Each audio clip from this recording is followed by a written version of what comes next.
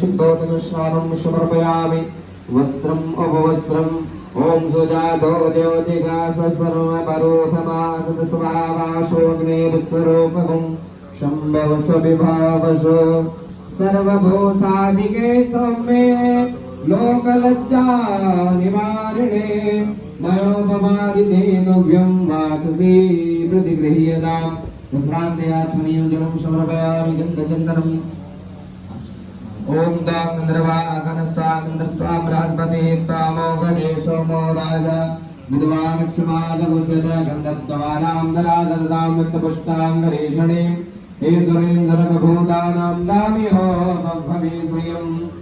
ओम सिन्धोर्व्राध्वने सौगदासो आत्पुण्यः पतिन्द्रवाः गतस्सधारा अर्भो नभाजी काष्ठागन्धन्नोर्वे पिण्डमाना सुन्दरं शोभनं रक्तम् सौभाग्यं सुखवर्धनं शुभदं कामदं चैव सिन्दूरं प्रतिगृहीतसिन्दूरं समर्पपञ्चाङ्गमृषदेवताभ्यो नमस्तान् समर्पयामि।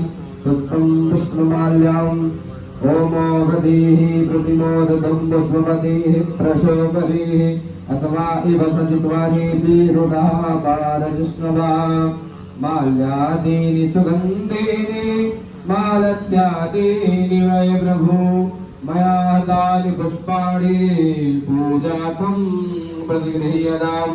पुष्पं पुष्पमाल्यां समर्पयामि। पञ्चाङ्गपीठदेवताभ्यो नमः।